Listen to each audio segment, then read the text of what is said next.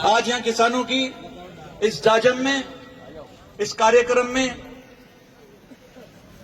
मंच पर उपस्थित कोटा दक्षिण से, अब बैठ जाओ दाजी साहब, श्री पवन जी मीणा, हमारे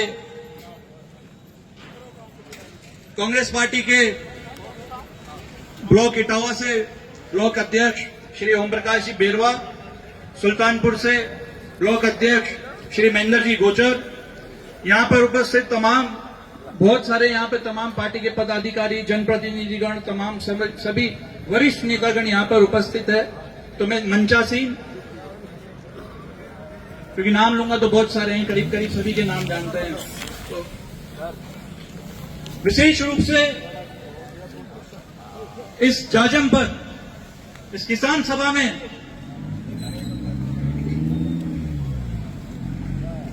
न केवल देश का पेट भरने वाले, बल्कि इस देश को चलाने वाले, अपने पसीने से इस धरती को सींचने वाले, न केवल उत्पादक, इस राष्ट्र का पोषण करने वाले, अपनी अर्थव्यवस्था का आधार, जिनकी मेहनत से, जिनके परिश्रम से आज देश में खुशहाली आती है, ऐसे इस किसान सभा में, इस जाजम पर पधारे हुए सभी एक एक किसान भाइयों को मैं बहुत नमन करता हूं, प्रणाम करता हूं, सभी का स्वागत करता हूं, क्रांतिकारी सलाम करता हूं। आप सभी का यहां पे बहुत बहुत स्वागत है। अभी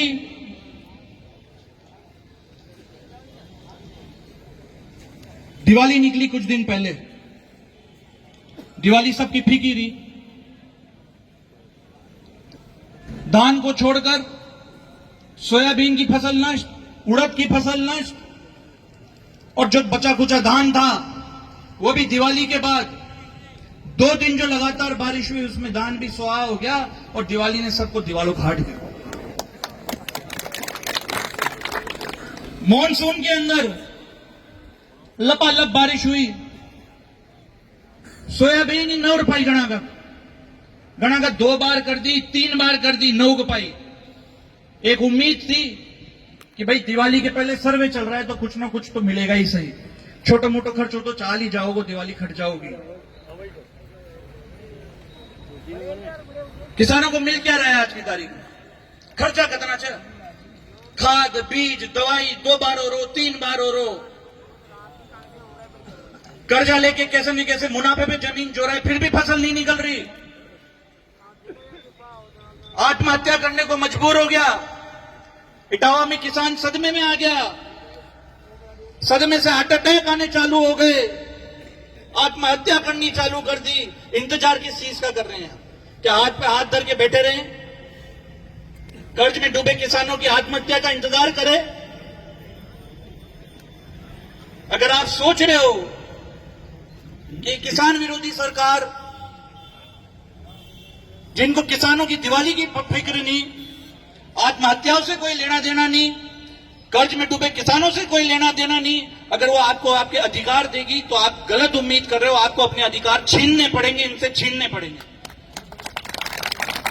और मैं ये निवेदन आपसे, मेरा जो अनुभव है उसके आधार पर आपसे बात कर रहा हूं।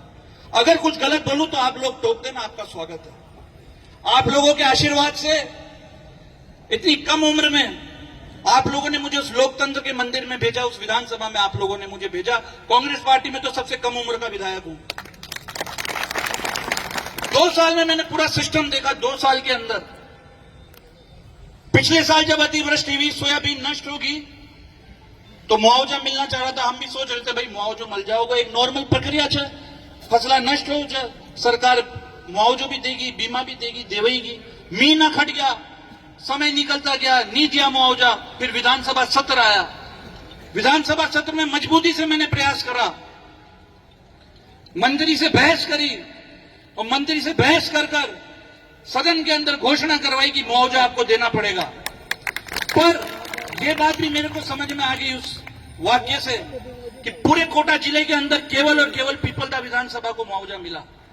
नुकसान तो सभी जगह छो, और भी जगह छो, सांगोद में भी छो, मंडी में भी छो, लाडपुरा में भी छो, क्यों नहीं मिला? वहां भी मिलना चाहिए था। पर वहां मेरे को समझ में आया कि यहाँ घी सीधी आंगली सुनना खड़ो, यहां तो आंगली टेढ़ी करनी पड़ेगी। जब बारिश नहीं होती तो अपन भगवान से प्रार्थना करते हैं, भगवान बरखा कर दीजिए। और जब बरसात ज्यादा हो जाओ तो भी अपन भगवान से प्रार्थना करते हैं, हमारा दीनानाथ रुक जा, जब तो रुक जा। अभी पवन जी ठीक कह रहे थे कि भगवान ने सुनना ही बंद कर दिया। भगवान सुनना बंद ना करोगे तो करोगे कई। यहाँ का राज में, बीजेपी का राज में पाप या दोनों बढ़ गयो। यहाँ रावण भी खा खार साल भर साल बढ़ो तो जा रहे हो, जलवा को नाम ही ना ले रहे हो। गलत बोल रहा हूं तो बताओ। आज स्कूल शिक्षा का मंदिर होता है, उसमें भी इन्होंने मरम्मत के लिए 2-2 लाख रुपए दिए, वहां भी पैसा लूटा। डीएपी में जबरन अटैचमेंट लेके वहां भी किसानों को लूटा। स्मार्ट मीटर जबरन छोड़ के किसानों को निचोड़ने की तैयारी कर रहे हैं। बीमा कंपनी अलग निचोड़ रही है, वोटों की लूट अलग मचा रखी है। और बातें बड़ी बड़ी, हो मां की डबल इंजन की सरकार बनेगी तो मां विकास की गंगा बातेगा। खदेक चालू गयो डबल इंजन को सरकार खा छे, डबल इंजन खास एक छे करेगा काई को खदेक चालू गयो डबल इंजन जो बताओ था तो। और आपने तो यूं भी कोटा जिले के अंदर तो 3-3 इंजन हो गया भाई। लोकसभा अध्यक्ष भी आपने आप एक बड़ो इंजन से 3-3 इंजन हो गया। तो ये इंजन खदेक चालेगा फिर थे बताओ मारता पड़िया सीज हो गया। आज यहाँ इंजन ही सीज हो गया यहाँ का। आज यहाँ का टाइम भी चलाबा की कोशिश करा ना भाई, चाले इंजन कचा न कचा, तो ये भी पड़ा सीज हो गया। ये भी धूं यहाँ को धुंधाड़ो ही खड़ गया यहाँ का इंजन को, पर यहाँ का इंजन न चल रहे। कांग्रेस पार्टी के समय में, पिछली सरकार में केवल एक इंजन पे सरकार चली थी। सहकारी का सभी किसानों का 2-2 लाख रुपए तक का कर्ज माफ हुआ था। आज इनको तो सारे इंजन ही नहीं के। इनको तो होना चाहिए था कि सभी किसानों का राष्ट्र बैंकों का, SBI bank, Punjab national bank, union bank, सभी बैंकों का कर्जा माफ करना चाहिए था। पर बदले में क्या कहते हैं, सदन के अंदर ये बात कही गई इनके नेताओं द्वारा, ऑन रिकॉर्ड है। बदले में कहते हैं कि किसानों का अगर कर्ज माफ करेंगे तो किसानों की आदत बिगड़ जाएगी, किसान और ज्यादा कर्ज लेने लग जाएंगे। और दूसरी ओर खुद देश के गिने चुने व्यापारियों को, 25 गन्ना सेठों को, 25 बड़े बड़े व्यापारियों को 16 लाख करोड़ रुपए का कर्ज माफ करने का काम इन्होंने किया है।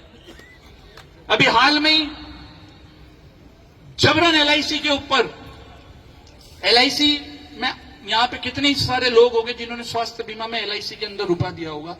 नॉर्मल मध्य वर्ग का पैसा होता है एलआईसी के अंदर, अपने भविष्य के लिए सुधार करने के लिए उसमें वो रखता है। एलआईसी का 30,000 करोड़ रुपया जबरदस्ती निवेश करने के लिए दबाव बनाया गया एलआईसी के ऊपर, अडानी समूह के ऊपर। आप मुझे बताओ कि बीजेपी की चुनावी घोषणा के अंदर किसान सम्मान निधि को 12,000 करने की बात की थी, आज मिल रहे 9,000 रुपए। झूठा वादा करके राज के अंदर आए हैं। बजट घोषणा के अंदर 2700 रुपए प्रति क्विंटल गेहूं देने की बात की थी, बता दो कहां मिल रहा है। बाजरे को एमएसपी में लेने की बात की, बताओ कहां मिल रहा है। डीएपी पे जबरन अटैचमेंट लगा रहे हैं, मूर्ख बना रहे किसानों को। और अखबारों में बड़ी बड़ी खबरें निकला देते हैं कि अगर अटैचमेंट मिला तो कार्रवाई होगी। फिर ये सरकारी में अटैचमेंट खास आ रहे हो, सरकारी के अंदर अटैचमेंट खास आ रहा है। सरकारी अध्यक्ष का भी गलती कोई ना, अपन वहां का कपड़ा फाड़ दे तो ठेठ सरकार ही ऊपर से भेज रही है, सरकारी अध्यक्ष भी क्या ही करेगा। किसानों को सिर्फ और सिर्फ उनके आमदनी 2 गुना करने का जुमला देके, किसानों को चश्मा पहना के उनको तारे दिखाने का सपना दिखाया गया। आप लोगों को लूटने की कोशिश की जा रही है, जमीन हड़पी जाएगी, कब्जा किया जाएगा, रोजगार किसी को देना नहीं। किसानों से भी मारा था तो लाग रहे थे पकौड़ा ही तलबा छा रहे थे, किसान भी पकौड़ा ही तला। बिहार की तरह किसानों से भी रीले ही बनवाएंगे और कुछ इनका काम नहीं है। और अभी तो 2 साल ही हुए, अब मानो तो रुक जाओ, अभी तो 2 साल ही हुए। अच्छा मानो तो लूटा था ना, दिखी खाच है। अभी तो लूट आप देखोगे, अभी स्मार्ट लूट भी देखोगे। क्या होता है जब लूट उजागर हो जाती है ना, तो फिर लुटेरा भी स्मार्ट हो जाओ और वहां की लूट भी स्मार्ट हो जाओ। समझा ना समझा दाजी? स्मार्ट मीटर लगा आ रहे थे गांव गांव में, डकैत आ रहे थे, घुस गया, तैनात हो जाओ, एकदम सारा का सारा ही सभी जगह लगाएंगे। सुल्तानपुर में लगा दिया, बूढ़ादीद के अंदर लगाना चालू कर दिया, सभी जगह स्मार्ट मीटर थोपेंगे। गांव में नहीं घुसने दे। मेरी बात सुनो, यहां सभी है। क्या है, अपने क्षेत्र में पादरी गैंग आई थी एक, अभी शोपुर से आई थी, पादरी गैंग था, कहीं ध्यान हो तो भाई डकैत आ गया, डकैत आ गया, डकैत आ गया। तो गांव का गांव रात रात भर जगे रहते थे कि भाई डकैत आ जाओगा, गांव में डकैत आ जाओगा। तो पादरी गैंग का डकैत तो जाना था क्या, वो तो खट गया। पर जो ये डकैत अगर गांव में घुस गया और स्मार्ट मीटर लगा गया तो फिर ये डकैतों का काई भी ना होगा, घर तो खटेगा ही कोई नहीं। तीन गुना ज्यादा बिल आ रहा है स्मार्ट मीटर का, 3 गुना।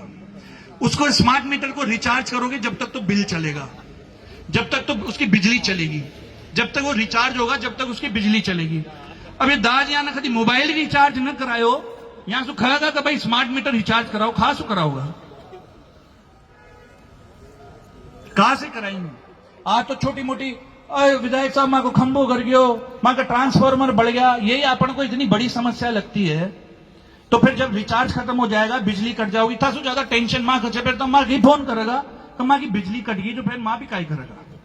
और ये तय मान लो आप सभी, 14,000 करोड़ रुपए का टेंडर हो चुका है। स्मार्ट मीटर तो लगेगा ही लगेगा, आज लगेगा या कल लगेगा, पर स्मार्ट मीटर तो लगेगा ही लगेगा। और इसको रोको, इसको लगने ही मत दो, गांव में घुसने ही मत दो, एकजुट हो जाओ। और मैं इस मंच के माध्यम से भी सरकार से कहना चाहता हूं कि लहरों में खामोशी देखकर यह न समझे कि समुद्र में रवानी नहीं है। अभी हमने ठानी नहीं है, जब भी उभरेंगे तूफान मर के उभरेंगे, अभी हमने उठने की ठानी नहीं है। ये स्मार्ट मीटर के चक्कर में, ये स्मार्ट मीटर के चक्कर में 2-3 की कुटाई भी करवाओगा।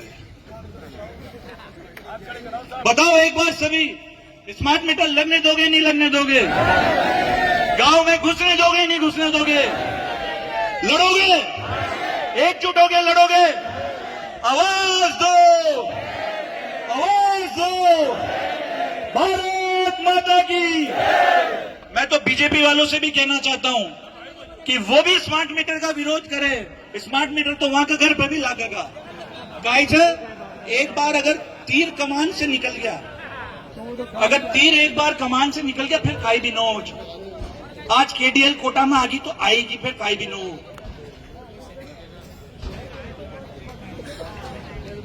पूछना चाहिए बीजेपी के नेताओं को, अपने स्मार्ट मीटर वाले मंत्री से, कि भाई जब पिछली सरकार थी कांग्रेस की तो 100 यूनिट प्रति माह घरेलू कनेक्शन पे 100 यूनिट का बिल माफ किया।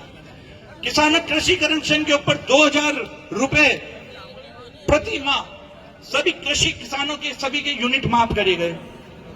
और था तो लूटवा को काम करे थे, पर ये बीजेपी की भी न सुना गए। ये कतई डीट हो चुके हैं। पर्ची से मुख्यमंत्री बनी रहे, संविधान की धज्जियां उड़ाई दी है इन्होंने, और उससे कोई लेना देना इनको है नहीं। झूठ, फरेब, नफरत, वोट चोरी के दम पे 400 पार ये लाने वाले थे, और फिर भोली भाली जनता से ताली बजवाते। ये तो कांग्रेस पार्टी मजबूत थी। मुझे गर्व है आज मैं कांग्रेस पार्टी का कार्यकर्ता हूं, जो लोकसभा चुनाव के अंदर कांग्रेस पार्टी के खाते भी बंद कर दिए, खाते भी सीज कर दिए कि लड़े नहीं, पर कांग्रेस पार्टी मजबूती से मैदान के अंदर डटी रही, लड़ी। राहुल गांधी के सदस्यता रद्द करने के लिए पीछे पड़ गए, पर हमारा नेता शेर की तरह लड़ता रहा, आज भी लड़ रहा है, वोट चोरी के खिलाफ लड़ रहा है। क्यों लड़ रहा है? क्योंकि संविधान बचाना चाहता है, आप लोगों के हक की बात करना चाहता है, अधिकारों को बचाना चाहता है। एक बार क्या है, आप ऐसे समझोगे, एक बार एक गांव में, एक बार अब बैठेगी, एक बार एक गांव में गधा होता है, गधा। तो गधा का जो मालिक होता है बड़ा कंजूस होता है, और उससे काम भी फुल कराता है गधे से, और उसको खाने को भी कुछ नहीं देता।